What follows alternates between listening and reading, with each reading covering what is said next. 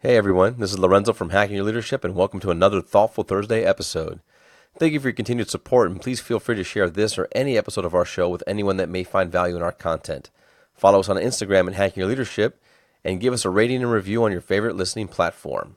On this episode, I want to talk about feedback. We got some recently, and we want to express our gratitude to our listeners for caring enough to share their thoughts with us. We mostly get emails, texts, and messages about ideas, concepts for the shows, or just specific questions that our listeners have. Some turn into episodes, and some we just respond to directly to help support however we can. With over 180 episodes, we have also received feedback ranging from us saying too many times, or that we always seem to use the phrase "I completely agree" as a segue between show transitions. Every once in a while, we discuss a topic that is polarizing, or we only discuss one part of a multifaceted issue. Recently, we discussed burnout and how it is now being recognized as a medical condition.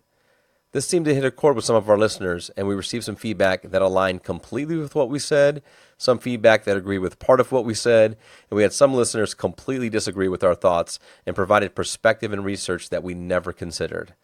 This is the great thing about feedback.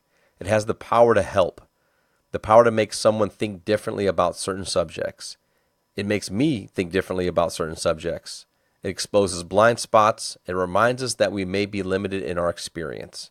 According to the Business Dictionary, in an organizational context, feedback is the information sent to an entity, individual, or a group about its prior behavior so that the entity may adjust its current and future behavior to achieve the desired result.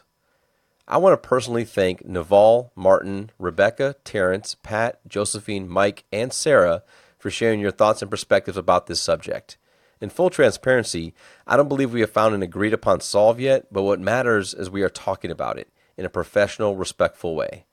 The dialogue is healthy, passionate, and ongoing, and it's making us all better leaders.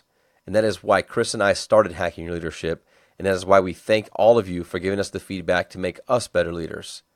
The way our listeners provided us with the feedback made me think about how it could be really valuable to share how I believe anyone can give productive feedback. So first and foremost, create an environment that is safe, where people can disagree with your comments or ideas by thanking them when they challenge you, and show that you are listening by summarizing what they shared. This is critical. There's nothing more frustrating than trying to give somebody feedback and all they do is give you the verbal affirmations of the yes, okay, yep. And basically it seems like they're just trying to tell you what they want to tell you, and they're not listening to what you're saying. So as a leader, it is very important that you not only listen to the feedback and you actively listen to the feedback, but that you actually summarize it to the person giving it to you. That way they understand that you're taking it serious, that you're in the moment, that you're engaged, and that you're not, distracted by other things, or you're trying to get your point across or be defensive or be deflective. Secondly, be specific when giving and receiving feedback. Feedback is most effective when it is about a specific behavior and can be adjusted to be better in the future. Don't just allow people to say things like, "You did great today." Ask, what specifically did I do great so that I can do it again tomorrow? We normally think about feedback and we think about the negative connotation, but there's many times when if you're trying to help somebody become better or you're trying to accelerate their development, you're going to give them positive feedback. And people will say positive, specific feedback.